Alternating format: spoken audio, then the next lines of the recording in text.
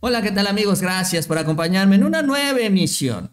Crece la pesadilla para Xóchitl Gálvez porque cada paso que da, cada paso que termina convirtiéndose en un verdadero ridículo. En estas últimas horas, Xóchitl Gálvez fue a la Fiscalía Electoral a presentar una denuncia en contra de Claudia Sheinbaum por los supuestos moches por este asunto de Notimex, en donde ya se reveló la razón por la cual San Juana Martínez hizo esta denuncia, porque ella quería su lana. Sin embargo, mientras ella presenta esta acusación, aparece otra, y esta desde Tamaulipas, en donde uno de los protegidos de la propia Xóchitl y de Marco Cortés, que es cabeza de vaca, es denunciado por falsificar documentos.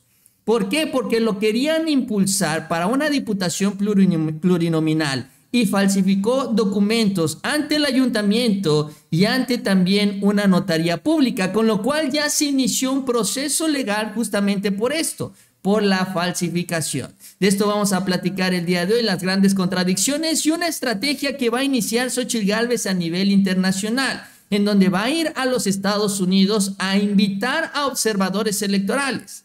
Ahora, el tema es que estos observadores electorales eran financiados por Lorenzo Córdoba, y allí es donde ella espera también conseguir este favor de estos organismos extranjeros. Así que gracias por acompañarme durante los próximos minutos. Vamos a ver también cómo está toda esta historia, porque Xóchitl ya tiene listas las maletas para seguir con las acusaciones en contra de la Cuarta Transformación.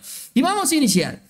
Vamos a arrancar con lo que ella anuncia el día de hoy en entrevista. Hoy fue con Ciro Gómez Leiva por la mañana, en donde anunció y adelantó que estaría presentando esta denuncia ante la Fiscalía Especializada para la Atención de Delitos Electorales por los supuestos moches que supuestamente, dice ella, y dijo San Juana Martínez, porque ahí es donde le toma la palabra a la titular de Notimex, que iban a favorecer a la candidata de la Cuarta Transformación. 20%, dijo San Juan, le iban a quitar a los trabajadores de Notimex. Y efectivamente, horas después de este anuncio, Xóchitl Gálvez se dio cita ahí ante la Fiscalía. Ya previamente ya había ella presentado una denuncia ante el Instituto Nacional Electoral y ahora lo hace ante esta segunda instancia, lo cual revela el tamaño de la desesperación por generar algo, una nota, información, algún apoyo ciudadano que le permita subir en las encuestas, en donde sabemos está completamente estancada. Y bueno, el día de hoy, tras presentar la denuncia, esto es parte de lo que mencionó. ¿De qué se trata esta denuncia, Xóchitl? Pues del uso indebido, el uso ilegal de recursos públicos en beneficio de la candidata de Morena, dado las declaraciones de San Juana Martínez, que asegura que se le pidió moche por las indemnizaciones de los trabajadores de Notimex. Entonces es un hecho público y la Fiscalía está obligada a citarla. Recuerden que hay un antecedente anterior que denunció aquí Marcelo Ebrard el año pasado, donde denuncia el uso de recursos del gobierno de la Ciudad de México para la colocación de los espectaculares de Es Claudia de manera ilegal. Esto está aquí denunciado el año pasado. Hoy hay esta denuncia, las tendría que acumular la Fiscalía y darse cuenta que es un modus operandi de la candidata para hacerse de recursos de manera indebida. Esa es la denuncia. ¿Hay alguna diferencia en la primera denuncia que usted estuvo aquí hace unos días y esta? La otra fue en el INE. Ahí el INE deberá investigar, todavía no ha manifestado. Es un órgano distinto a este. Y recuerden que hoy los delitos electorales tienen prisión preventiva oficiosa a raíz de la reforma que se hizo y a petición de este gobierno, pidiendo que cualquier servidor público que cometa un delito electoral debe de ir a la cárcel. Lo que hoy estamos pidiendo es que se investigue y se castigue de encontrarse culpable a los funcionarios que intentaron o extorsionaron a los trabajadores. Bueno, eso es lo que dice, ¿no? Xóchitl Gálvez, esa es parte de la denuncia que se presenta en contra de los trabajadores de Notimex por estos supuestos moches a favor de Claudia Sheinbaum. Ahora, todo este asunto de Notimex también poco a poco se ha venido revelando. De entrada, por ejemplo, el exdirector administrativo, que era el encargado de todo esto, señaló que era una mentira, ¿no? Carlos Peñalosa, así se llama, que todo esto que denunció San Juana Martínez era falso, con estos moches, supuestos moches en las liquidaciones. Y lo que empezó también a circular es la verdadera razón por la cual San Juana presentó estas denuncias públicas que supuestamente iba a presentar de manera formal, pero que hasta el momento no lo ha podido hacer. ¿Por qué? Porque no tiene las pruebas que tanto presumió. De acuerdo a Alfredo González, en esta columna que titula Los otros datos sobre el caso de Notimex, ella señala que San Juana Martínez pedía 180 millones de pesos para liquidar a 63 trabajadores y que de esos 180 millones ella pedía para San Juana, para ella misma, 13 millones de pesos. Y he ahí el problema. ¿Por qué? Porque en Notimex la liquidación se da para los trabajadores de confianza, que eran los que tenía San Juana Martínez trabajando entre comillas para ella y gastando el presupuesto, y los sindicalizados, que son los que estaban en esta huelga permanente que finalmente pues nunca concluyó. Y bueno, lo que quería San Juana era que la mayoría de las liquidaciones se fueran obviamente a los trabajadores de confianza. Sin embargo, hay un problema con esto, que los beneficios para ellos, los trabajadores de confianza, no son los mismos que para los sindicalizados en el marco de las liquidaciones. Por ejemplo, en el caso específico de San Juana Martínez, su liquidación con base en la Ley Federal del Trabajo estipulaba que iba a recibir cerca de 4 millones de pesos. Esto de acuerdo a la Ley Federal del Trabajo. Ahora, San Juana estimó que también por gratificación gubernamental debería recibir 2.700.000 pesos, que por apoyo gubernamental otros 6.500.000 pesos y la compensación por separación 1.190.000, que en total eran 14 millones, que menos el impuesto eran alrededor de 13 millones de pesos. Sin embargo, el gobierno federal, la Secretaría del Trabajo le dijo, no, a ver, espérame tantito, San Juana, porque todas estas gratificaciones adicionales no aplican para los empleados de confianza y tú eres empleada de confianza, así que a ti solo te toca la liquidación basada en la Ley Federal del Trabajo, es decir, a ti solo te tocan 3.967.000 pesos, 3.9, casi 4 millones de pesos. No los 13 millones que estabas pidiendo. Son 9 millones de pesos menos y obviamente San Juana Martínez reventó, imagínense nada más, todo lo que ella estaba pidiendo y que al final de cuentas no se le dio. Y por eso también se entiende, hace esta denuncia, presume inicialmente que tiene pruebas y luego sale a justificarse diciendo que los moches no se firman ante notario. Y hasta el momento no ha presentado ni una sola prueba y la única que ha hecho denuncias es Xóchitl Gálvez utilizando los dichos de San Juana Martínez, que ahora la pueden obligar a que vaya a declarar y si no tiene ella las pruebas para justificar esto, a la propia San Juana la puede meter ahora en problemas. Pues haya bronca de ella que tendrá que aclarar o no sus dichos sobre los supuestos moches. Ahora, mientras ella va en contra de supuestamente la corrupción en la 4T, en el PAN sigue el escándalo,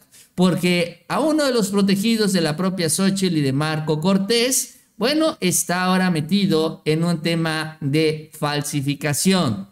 De acuerdo a lo que se da a conocer en estas últimas horas, uno de los aspirantes a una diputación plurinominal, Cabeza de Vaca, falsificó documentos para participar en este proceso electoral. Esto significa que, pues ya con esto, Cabeza de Vaca no podría ser diputado plurinominal y no podría ser acreedor o beneficiario del fuero para regresar al país.